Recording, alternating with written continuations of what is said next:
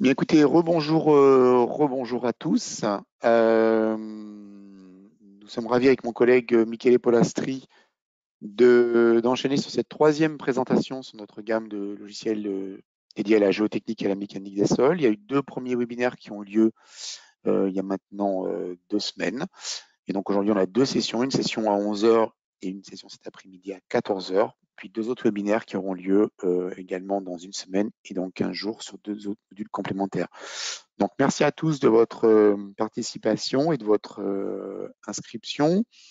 On va découvrir rapidement effectivement le petit agenda pour ce matin avec un mot de bienvenue de ma part et de la part de mon collègue Michele, une présentation du groupe Nemetschek, puis un focus effectivement sur la gamme DC Software dédiée à la géotechnique, et puis suivra effectivement la démonstration du module DC Integra, qui est le module principal de notre gamme, module avec une approche 3D permettant une saisie d'ensemble du projet et interconnecté avec les différents modules métiers pour faire les calculs et les vérifications.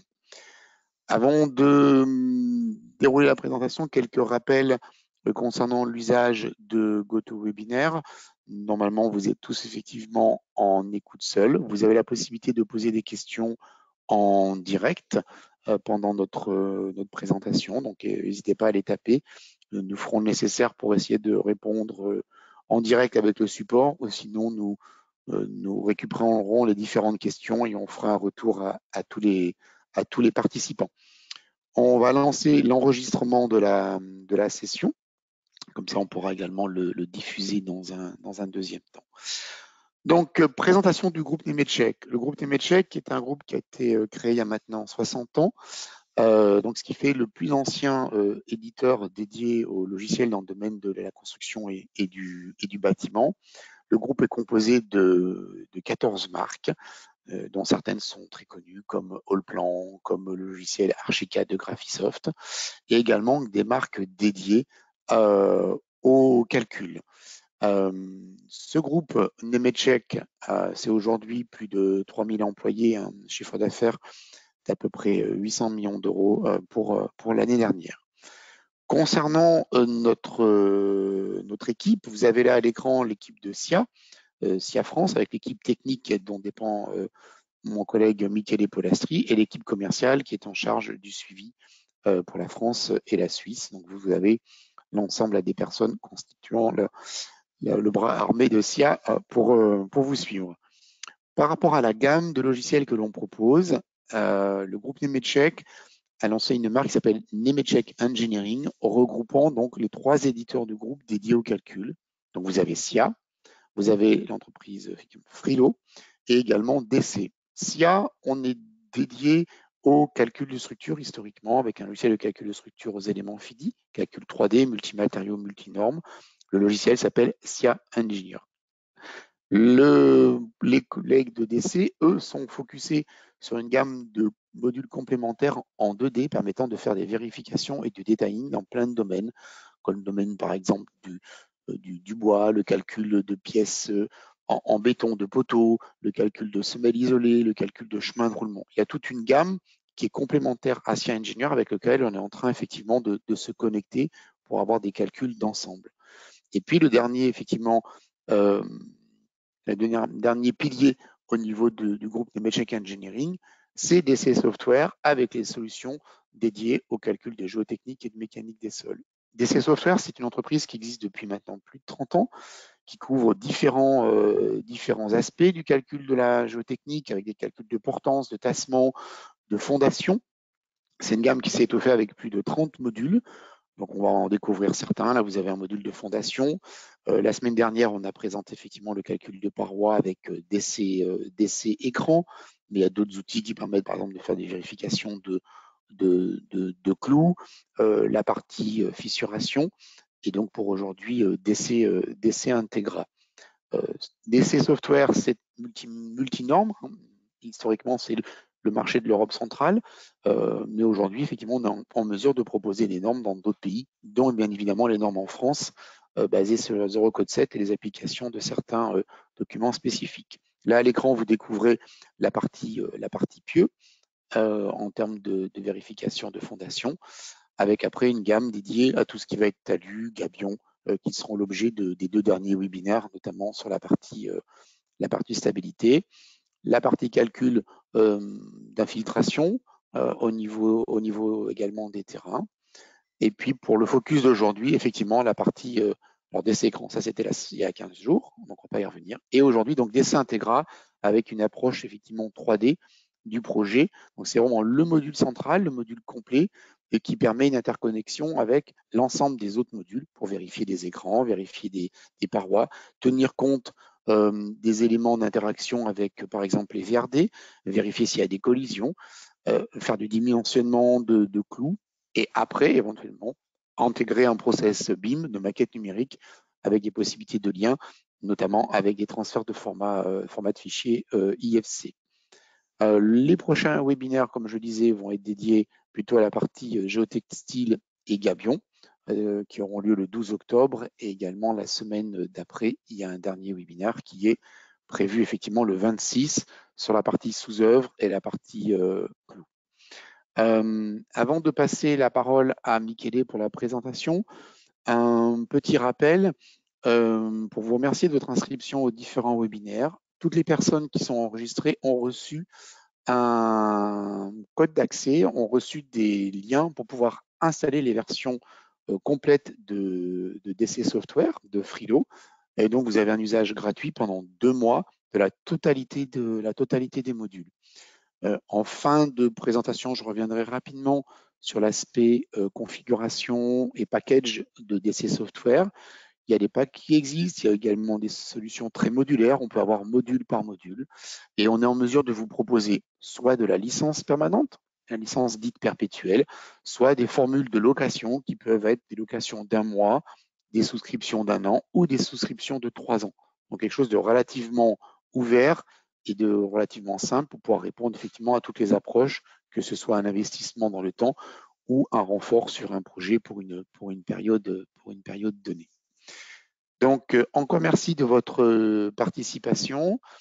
Pendant le webinaire, je crois qu'on a prévu avec Michele 1 ou 2 sondages, je pense. Donc, on va peut-être commencer par le premier sondage. Si tu es prêt, Michele, ou sinon, on déroule la présentation. Oui, on va dérouler directement sur la présentation. Donc, ok, comme tu peux. Ok. Voilà. Donc, on a déjà une question. Est-ce que cette solution s'intègre dans SIA ou c'est un logiciel indépendant? Donc, oui, c'est un logiciel indépendant. Donc, l'intégration, ce qu'on verra, c'est la possibilité d'échange avec des IFC. À la fin de la présentation. Voilà. Donc, je vais passer directement sur les logiciels et donc je vais créer un nouveau fichier. Voilà. Démo. Et là, donc, on va démarrer avec voilà, les réglages de feuilles. Bon, ça, je vais utiliser les paramètres par défaut. Même chose pour les échelles. Et là, donc, on peut démarrer à construire ou à détecter les terrains. Donc, il y a la possibilité de rentrer les différents points du terrain, on peut dire manuellement, mais la proposition et l'idée, c'est vraiment d'avoir un fichier type, par exemple, texte que vous voyez là à l'écran avec les différents points du terrain que vous allez analyser ou extraire par des outils, par d'autres types d'outils. Donc, les formats, c'est très simple, nom et après les différentes coordonnées X, Y et Z du point du terrain. Pour l'importer, tout simplement, on utilise l'option fichier importation point de terrain. Et là, donc, je vais prendre voilà, les fichiers types. Il va nous montrer comment les fichiers, il est voilà, les premières lignes de notre fichier. Et là, ça suffit d'indiquer les différentes positions, voilà, donc les différentes coordonnées X, Y, Z et les noms. Dans ce cas, donc, ça suffit d'indiquer la rangée. Donc, les rangées 2, c'est la X, Y, c'est 3, Z, c'est 4 et les noms, c'est les premières rangées. On fait OK. Il va nous indiquer, voilà, si on veut déplacer ou filtrer les points du terrain. Ça signifie que, voilà, nous, on peut avoir importé certains points depuis un logiciel de calcul. Peut-être il n'est pas à la bonne origine ou peut-être on peut importer milliers de points, mais après, il y a des options pour filtrer ces points et ne pas avoir, voilà, des milliers de points, mais avoir juste, je ne sais pas, une centaine de points du terrain pour détecter correctement les positions. Donc là, il y a la possibilité aussi de filtrer voilà, les nuages de points qu'on va importer. Dans ce cas, on n'a pas besoin, on n'a pas assez de nœuds. Et là, donc, on voit les nœuds qui vont être détectés à l'écran. Éventuellement, voilà, si je change d'échelle et je la fais plus grand, je retrouve tous les différents points qu'on a détectés. Dans ce cas, donc, on a déjà des points qui sont indiqués. Je vais indiquer juste les niveaux voilà, de ces points. Et là, donc, on peut directement utiliser ou décocher l'option d'activer une certaine hauteur spécifique, mais utiliser les points et les hauteurs des points qu'on a indiqués. Et là, donc, on retrouve déjà dans une vue 3D. Là, vous avez toujours l'option pour passer de 2D à 3D. Vous voyez déjà les terrains, comment il a été importé. Donc, ça, c'est un peu les résultats qu'on va obtenir. Pour faire les zooms, ça suffit d'utiliser l'option contrôle et clic droit de la souris. Et là, donc, on peut déjà détecter les terrains qu'on a importés. À partir de cela, donc, on va créer après notre couche de sol. Donc, ça, c'est un peu du classique, voilà. Et ça peut être utilisé soit pour déjà indiquer dans tous les points les couches du sol détectées, mais c'est plutôt pour utiliser les couches qu'on a à partir des forages qu'on a fait. Dans ce cas, donc, on va indiquer, on peut utiliser la proposition des paramètres sans le déjà vu dans les précédents webinaires, où on va, par exemple, indiquer, voilà, je vais commencer par du limon sable, je vais faire OK, j'utilise ce type de points et je vais donner, par exemple, une première coordonnée de cette barre. Après, donc, je fais tout simplement suivant ou nouveau, voilà, j'ai la couche numéro 2 et je vais rapidement remplir avec les paramétrages qu'on retrouve. Donc, par exemple, 2 mètres de sable. Et après, donc, je vais utiliser l'option gravier. Voilà, 5 mètres et finalement une dernière qui est de l'argile. Donc là, vous retrouvez un peu les paramètres du terrain. Vous pouvez toujours les modifier. Donc ça, au moment où je garde les paramètres par défaut. Mais vous pouvez bien sûr toujours utiliser les paramètres qui vous sont donnés, voilà, ou que vous avez calculés. Une fois que c'est fait, on a la possibilité de transférer les profondeurs au point de forage, dans le sens où il va transférer les différentes profondeurs qu'on a indiquées aux différents points des forages qu'on a appliqués. Nous, on ne va pas faire ça, on va directement après appliquer des points de forage nous-mêmes dans certaines positions. Donc, on a différentes possibilités, soit directement, je vais juste dézoomer un peu, voilà. Rentrer un peu plus dans avoir un zoom un peu plus élevé. Voilà, donc je rentre les points de forage, par exemple dans un certain point. Là, je retrouve les paramètres, la position du terrain et après, j'ai la possibilité de modifier les différentes couches basées sur ce que j'ai effectivement dans mon point de forage que j'ai calculé ou j'ai mesuré en site. Et là, donc, je vais changer les paramètres, voilà, très, très rapidement sur les limons, sur la sable et sur les graviers, voilà. Et donc, je vais appliquer ce nouveau type de forage. Pour rentrer dans les différents points, ça suffit toujours de double-cliquer sur l'élément. Et là, on peut toujours modifier et supprimer les éléments. Donc, cliquer normalement avec la souris et après supprimer si vous vous êtes trompé. Pour activer les caractéristiques ou les paramètres ici à droite, comme par exemple les points de forage, ça suffit de cliquer sur l'option et après donc on peut démarrer l'usage. Quand on veut arrêter l'usage, on fait juste clic droit et là, il va désactiver voilà, la possibilité de rentrer les points de forage. On peut aussi directement rentrer des points de forage sur un point spécifique. Dans ce cas, je sélectionne et je double-clique sur les points. Et il y a une option saisie de couche de sol qui va nous amener à les mêmes voilà, informations qu'on a retrouvées tout à l'heure. Et là, donc, je peux changer les paramétrages si nécessaire. Voilà, là, je vais faire un deuxième exemple des paramétrages et je vais appliquer mon deuxième forage. Je vais appliquer autres 2 points sur les différents coins. Normalement, c'est un peu les classiques qu'on a en site. Donc, voilà, je vais appliquer sur un 3e point et je vais faire un peu les mêmes types de paramétrages. Hein, sans passer trop de temps, quelques numéros un peu casuels voilà, sur les différentes positions. Et les 4e, je vais le positionner ici en bas. Voilà. Et là, je peux éventuellement, si je suis content voilà, avec ce que j'ai indiqué au niveau des couches de sol, je peux aussi directement cliquer OK et là, elle va appliquer ce que j'ai indiqué par défaut. Voilà, là, une fois qu'on a les points de forage, on a donc la possibilité, il va calculer voilà, les différentes couches du sol. Ça, on peut éventuellement déjà les afficher au niveau de ma structure. Donc là, vous voyez que dans mon 3D, je peux rentrer dans les bouts et là, donc, je peux afficher les différentes couches du sol. Je vais le désactiver pour le moment. Et après, donc, on peut passer, on peut continuer. Là, c'est un peu, voilà, assez facile de retrouver les différents, voilà, les différentes icônes. Et après, donc, on a des icônes pour définir les différents paramètres de la structure. Et ici en bas, on a d'autres types d'informations pour la partie, effectivement, de la construction de ma structure.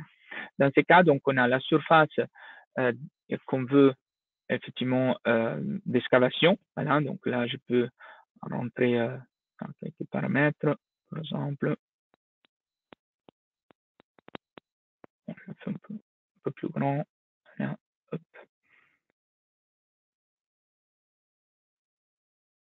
Voilà. Là, je peux indiquer directement la profondeur, par exemple 5 mètres. Là, elle vous indique 5 mètres de profondeur. Et directement, à chaque fois, vous passez pour les 3D pour voir directement la surface qui a été d'excavation. Si vous souhaitez changer les coordonnées ou les points, il suffit de cliquer sur les points et là, vous pouvez, par exemple, changer les coordonnées. Donc, c'est très intuitif, voilà, comme type de logiciel. Ensuite, je peux changer, donc je vais introduire les différentes parois sur ma structure. Je peux introduire les parois sur tous les éléments, juste en sélectionnant de gauche à droite tous les éléments, éventuellement en désélectionnant la surface à l'intérieur et en utilisant l'option contrôle. Donc avec contrôle, vous pouvez désélectionner ou sélectionner d'autres types d'éléments. Par exemple, je vais faire, si je sélectionne voilà, une ligne, après je peux utiliser les contrôles pour sélectionner une autre ligne. Dans mon cas, voilà, je vais sélectionner et appliquer les parois à tous les éléments. Pour les faire, donc, il y a les commandes ici, type de parois, ou directement en cliquant droit sur l'écran, il va apparaître les propriétés des paramètres des lignes. Et là, donc, je peux aller indiquer voilà, les types de parois que je veux utiliser. Par exemple, si j'applique des pares blanches sur tous les éléments, donc je vais tourner ici rapidement, voilà, pares blanches, c'est qu'on a vu un peu l'autre fois dans ces écrans. On a après dans les paramètres les différents types de pares blanches qu'on peut appliquer. Ça, on l'a déjà vu l'autre fois. En général, je vais garder voilà, cette option de l'Arsen 607. Et voilà, donc je vais utiliser l'option fermer. Et là, donc, il va directement appliquer à tous les éléments des pares blanches. Je rentre dans mon 3D et je vois les premières problématiques voilà, qu'on peut résoudre avec les logiciels, que c'est les problèmes voilà, de différents trous, donc d'où à les distances qu'on a au niveau de l'excavation et aussi au niveau du terrain. Ces deux problématiques, elles peuvent être résolues de façon assez simple, juste en double-cliquant sur effectivement les parois et il y a la possibilité d'utiliser l'option ajustement longitudinal. Ça, il va détecter les différentes distances et il va chercher la meilleure, la possibilité pour effectivement fermer toutes les différentes zones de ma excavation. Pour ce qui concerne les niveaux du terrain, dans l'option projet, il y a ajustement de la hauteur et là, je peux ajuster les terrains aux parois au terrain. Normalement, voilà, on ajuste les parois au terrain et après, donc, en cliquant OK, je peux retourner sur mon 3D et là, on voit que tout est complet. Donc, voilà, ça déjà, ça peut être une première implémentation sur laquelle après on peut appliquer et on verra des cas, on peut appliquer des ancrages et lancer des études. On les verra plus tard.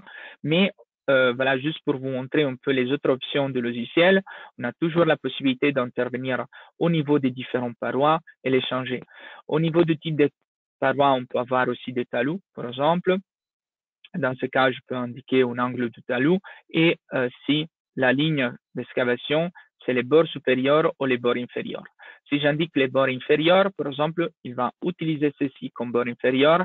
Il va après calculer lui-même, basé sur les caractéristiques du sol, la position exacte du terrain et la coupe qu'il doit effectuer. Même chose pour les différents types de parois. Donc, je vais changer une ou deux. Donc, on a, par exemple, des parois de des pieux. Ça, on l'a déjà vu aussi l'autre fois dans ces écrans. Donc, là, par exemple, je peux avoir une disposition en 3-1 avec un écartement de 10 cm. Et là, donc, si je vais zoomer un peu, voilà, on a les zones renforcées, c'est les zones grisées foncées, et les zones grises claires et lieu, c'est les pieux pas renforcés. Et après, donc, on a vu l'autre fois les types de calculs qu'on peut effectuer sur ce type de structure. Même chose, voilà, si j'utilise d'autres types de parois, par exemple les parois berlinoises, je peux indiquer les types des sections en acier et les remplissages, ça peut être un bois dans l'acier, etc. et l'écartement entre les différents poutres ou poteaux. Et là, donc, je peux voir les différents types d'éléments que je vais indiquer. Voilà. Donc, dans la vue 3D, c'est assez clair. Les talus, je peux les appliquer à l'extérieur de la structure, mais vous avez une option aussi pour les appliquer à l'intérieur. Donc là, vous pouvez indiquer effectivement des talus à l'intérieur de la structure. Il va vous indiquer tout simplement la profondeur du tronçon en rouge et du tronçon en bleu. Donc après, si une est plus haut que l'autre, par exemple, vous pouvez indiquer la différence d'auteur et là, indiquer l'angle d'inclinaison. Par exemple, moi, je peux faire 5,5 mètres. Voilà. Je vais faire OK. Il va créer mon talus. Vous pouvez l'avoir aussi à l'intérieur. Donc là, vous voyez que dès que l'option est activée, je peux continuer à créer des talus. Et là, par exemple, je peux les créer à l'intérieur directement de ma structure. Et là, donc, je peux indiquer la hauteur. Ça peut être aussi moins élevé. Et là, toujours l'angle d'inclinaison. Donc là, par exemple, si je reviens à mon 3D, voilà, je zoome légèrement dehors. Là, on retrouve ma nouvelle composition avec tous les différents types d'excavation qu'on a effectués. Voilà. Ce qui est intéressant ici, c'est qu'on peut aussi voir voilà, les différents volumes. Donc là, on a indiqué les volumes des couches du sol. Donc, on peut voir effectivement les positions d'excavation et les types de sol qu'on va excaver. Donc, on a des parties dans la zone d'argile, surtout dans la zone du gravier. Voilà. Et aussi, vous pouvez regarder voilà, les zones de couches de sol complets à l'extérieur de la feuille. Donc, ça signifie tout ce qu'il y a à l'extérieur de l'élément. Et donc là, je peux éventuellement regarder tout ce qu'il y a à l'extérieur de ma structure, mais je peux aussi regarder les volumes que je vais vraiment, que je dois vraiment excaver. Donc voilà, là, il y a vraiment la zone d'excavation. Et cette zone d'excavation, on peut aussi, dans notre structure 2D, voilà, on a une option pour les calculs de ce type de volume. Et donc là, il va nous présenter voilà, à l'écran les volumes d'excavation pour les différents types de couches, avec les volumes d'excavation total. Là, vous voyez qu'il y a beaucoup d'options insérées dans les plans. Là, on verra plus tard, on peut insérer effectivement toutes les images ici à côté. Voilà, donc ça c'est un peu la présentation en général pour ce qui concerne les possibilités au niveau des types de modélisation. Voilà, vous avez plusieurs, on verra d'autres plus tard. Les autres options qu'on retrouve ici en bas, c'est effectivement l'option de rentrer des rangées d'ancrage. Là, tout simplement, ça suffit d'indiquer la longueur sur laquelle on veut les appliquer. Donc, dans ce cas, je sélectionne, par exemple, la longueur d'une paroi. Il va détecter mon paroi. Je vais faire un nouveau rangée voilà, d'ancrage. Et, par exemple, je vais indiquer un certain type de profondeur, 1,2 mètres. Là, je peux indiquer la zone de début. Par exemple, dans ce cas, je peux indiquer un demi-mètre ou 0,6, par exemple, et la fin. Et là, donc, il faut au moins voilà, un demi-mètre de distance. J'ai la possibilité d'insérer des profils de longrines. Donc là, par exemple, on peut utiliser 180. Et après, donc une fois qu'on fait OK, il va détecter voilà, les zones où appliquer les rangées. S'il sort, comme on peut voir ici, il ne va pas les appliquer. Par exemple, voilà, je vais faire un petit exemple. Si j'utilise 0,6, là, vous voyez qu'il n'applique pas les dernières deux rangées. Voilà, donc je garde 1.2, je fais un nouveau et j'utilise l'option, par exemple, 3.5 mètres, même type de paramétrage. Là, vous pouvez changer sur l'inclinaison du tirant et tout ça, on les voit tout de suite dans notre modèle 3D. Donc, si je rentre dans le modèle 3D, je change de vue, donc je vais regarder la feuille et éventuellement les tirants en haut. Bon, je peux aussi éviter, voilà. Et là, donc, je peux directement voir l'inclinaison de mes éléments, éventuellement, voilà, les niveaux au-dessus du terrain. Là, vous voyez, si on regarde à l'intérieur, ici, je vais zoomer. Voilà, je dois encore un peu m'habituer. OK, au zoom. Hop. Voilà. Là, on voit aussi les longrines, donc les deux UPN que j'ai appliqués. OK. Donc, voilà, je vais tourner. Ça, on peut zoomer dans des zones principales. Voilà. Et là, donc, je rentre dans mon 3D. Et en général, voilà, là, ça nous permet, dans ce cas, de lancer déjà des calculs. Pour lancer des calculs, ça c'est un modèle 3D, on va passer sur des logiciels, effectivement, comme on a vu l'autre fois de ces écrans. Et donc, je peux créer des coupes sur mon projet. Imaginons par exemple une première coupe ici. Je vais donner une étiquette, on peut l'appeler A, première coupe. Et là, donc, je peux soit les garder comme coupe pour la dessiner, mais je peux aussi indiquer pour faire les calculs l'option nouveau fichier. Je vais sauvegarder mon projet. Donc là, vous voyez qu'il reprend déjà les noms de la coupe. Et après, je peux utiliser l'option commencer. Là, il va ouvrir les logiciels qu'on a vu l'autre fois. Je vais juste les prendre car il est en train de s'ouvrir sur l'autre écran. Voilà. Donc là, on retrouve la coupe que j'ai indiquée. Donc, si je la fais un peu plus longue, voilà, je le vois aussi un peu mieux. Et voilà, pendant que je lance le calcul, je vais vous présenter qu'il détecte les différentes lignes et positions du sol, notre paroi et les différents tirants avec la bonne inclinaison qu'on a indiqué. Dans ce cas, si je lance les calculs, directement, il va faire les calculs sur cette dernière phase, mais je peux créer, ça on l'a vu l'autre fois, différentes phases d'excavation. Et dans ce cas, donc, je peux faire aussi un calcul d'abord sans les ancrages et ensuite avec les ancrages appliqués quand on arrive à la dernière phase. Voilà, donc dans ce cas, il y a mon calcul. Je dois éventuellement faire des contrôles sans la vue d'autres fois, comme regarder la documentation et rentrer dans les détails.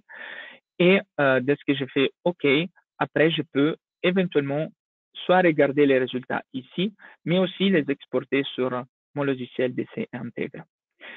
Pour faire cela, donc, on a une option pour insérer des résultats. Donc, je peux prendre les résultats sur la section A1 et après, donc, indiquer où je veux le positionner. Dans ce cas, donc, je vais le positionner, par exemple, ici à droite et je peux demander voilà, les informations de cette structure. Par exemple, voilà, je vais demander ce type d'informations sans la poussée des terres hydrauliques, donc juste les moments et les résultats de l'analyse. Là, vous voyez qu'il va m'introduire la liste des moments et les analyses faites avec l'analyse de stabilité et l'analyse voilà, générale de la structure et la présentation générale de la structure. Si je vais zoomer, voilà, par exemple ici sur l'analyse de ma stabilité, je retrouve les longueurs calculées de la structure. Donc là, vous voyez qu'il y a la longueur totale. Si c'est suffisant la longueur qu'on a donnée, bien, sinon il va la recalculer. Il y a déjà les contrôles, par exemple, de stabilité que ça passe d'utiliser à 80%. La longueur de mon écran qui est recalculé basé sur les efforts internes. Et après, donc, je peux retrouver aussi tous les efforts internes.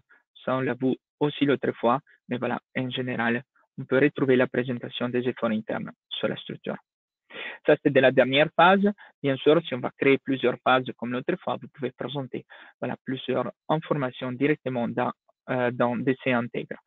Ça signifie qu'on l'a fait pour une coupe, on peut la faire, bien sûr, pour d'autres coupes sur l'écran. Donc là, vous pouvez créer autant de coupes que vous souhaitez. Vous pouvez créer des coupes aussi juste pour ce qui concerne la présentation.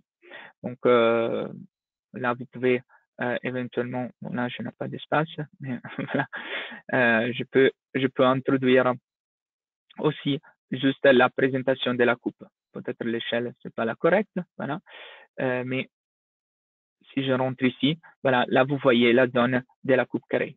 Je dois bien sûr utiliser une autre échelle. OK. Donc, voilà, ça, je peux le supprimer. Et donc, voilà, ceci en ligne générale pour la création des coupes et l'affichage et les différents types d'analyse.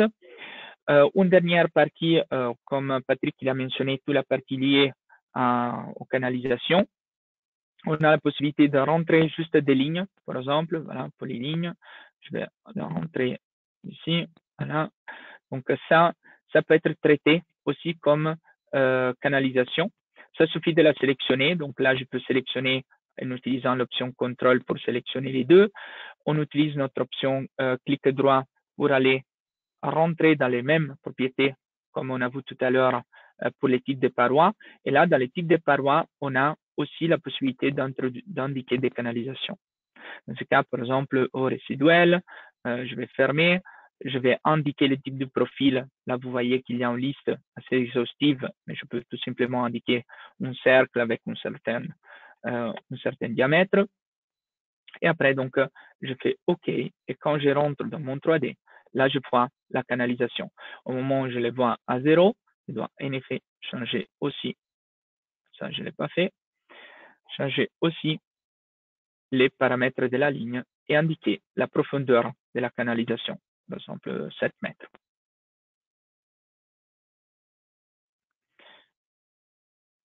Et là, donc, je retrouve ma première canalisation qui passe au niveau de ma structure. Même chose, je peux faire pour toutes les autres canalisations. De la même façon, je peux importer des points comme on a vu tout à l'heure. On peut importer des DXF aussi.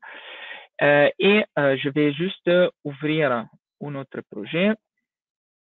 Si il n'est pas déjà ouvert, voilà. Juste les chercher.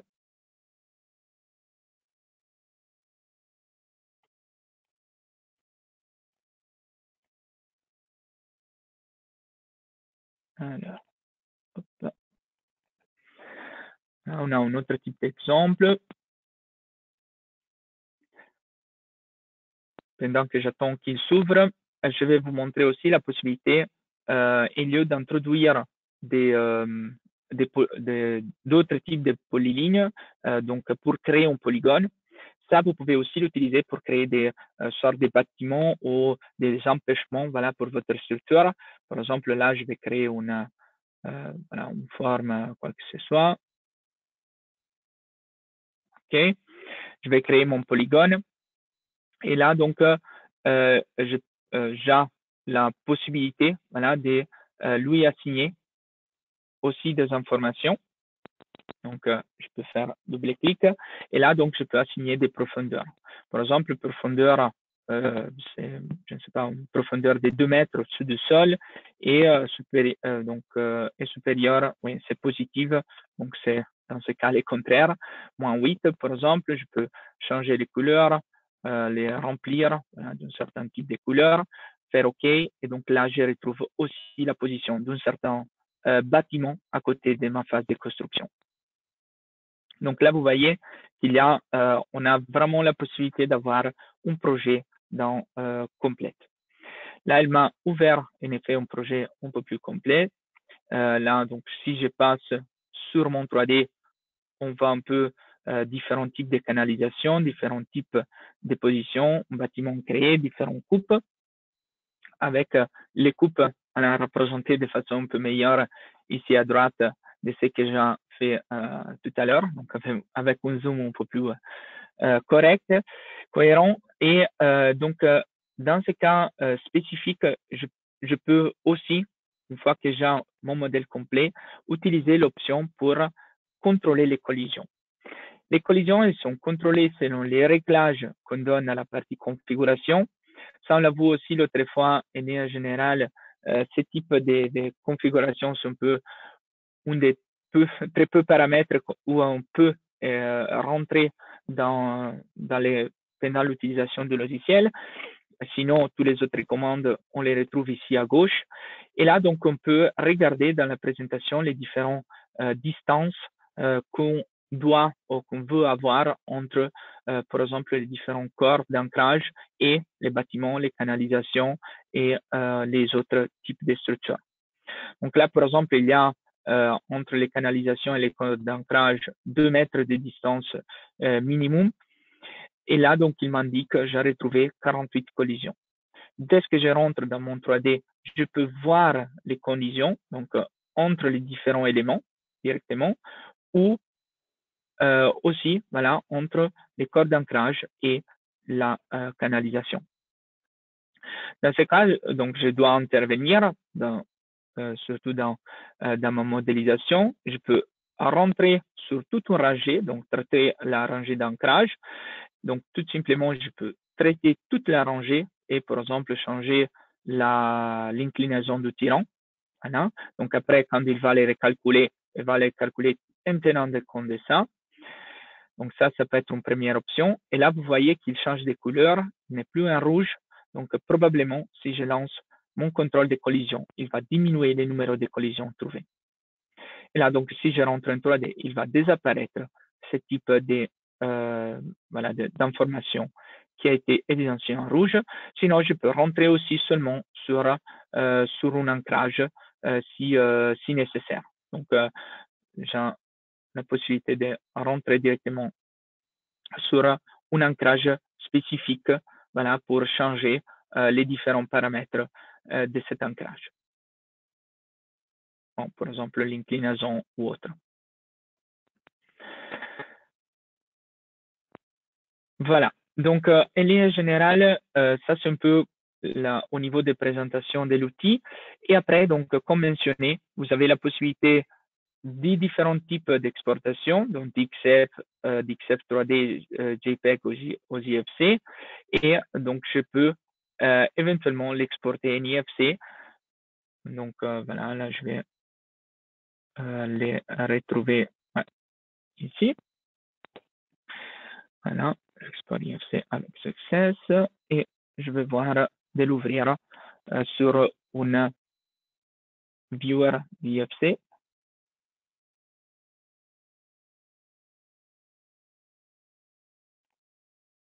Voilà.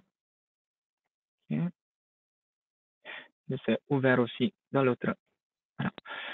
Et donc, cet IFC, après, il peut être en effet utilisé pour l'export vers aussi d'autres logiciels de dessin et ou de structure.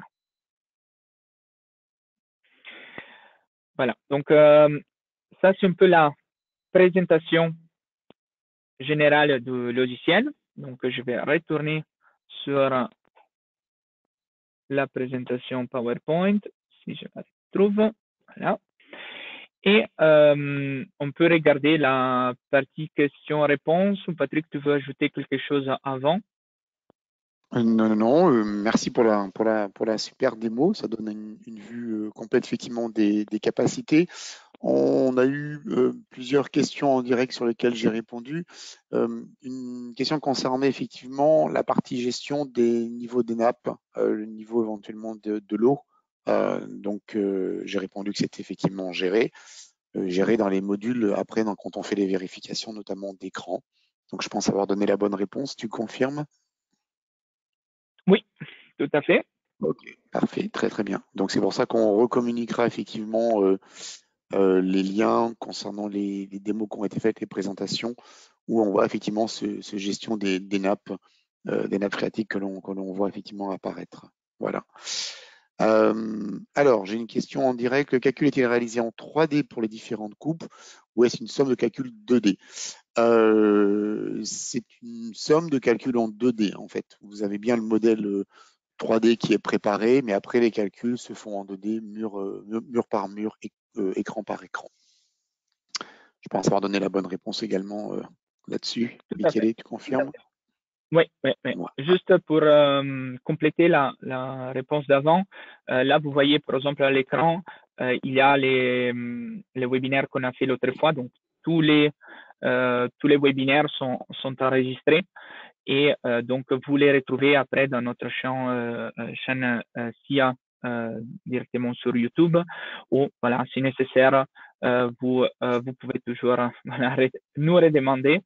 À propos de ça, donc je passe sur la dernière page où vous retrouvez voilà un peu les infos pour nous contacter.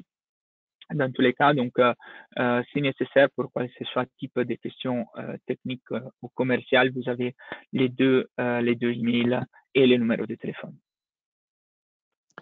Et puis dernier élément de précision en termes de tarification et de modularité. Donc, il y a une trentaine de modules, il y a un certain nombre de packs qui existent. Donc là, on reprendra effectivement contact avec vous pour vous préciser les différents budgets.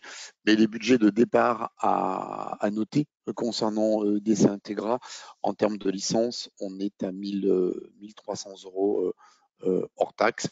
Après, comme je le précisais, il y a des solutions d'abonnement qui marchent très très bien, des systèmes de location où là, on est à on va dire quelques dizaines d'euros par mois quand on a besoin d'avoir des locations très courtes en termes de projet ou de renfort d'équipe. Donc là, au niveau de l'équipe commerciale, on reviendra vers vous pour vous donner des réponses également et des informations côté budgétaire. Alors, on va peut-être encore attendre encore peut-être 2-3 minutes, voir si on a d'autres questions. Je refais le tour également des dernières questions que l'on a vues. Je pense avoir répondu à toutes les questions. Michele, tu en vois d'autres, toi, de ton côté, ou c'est à peu près Non, clair? c'est bon pour moi. Oui, je pense Très que bien. c'est Écoutez, on a été plus rapide que prévu, donc on va pouvoir vous libérer un tout petit peu en avance.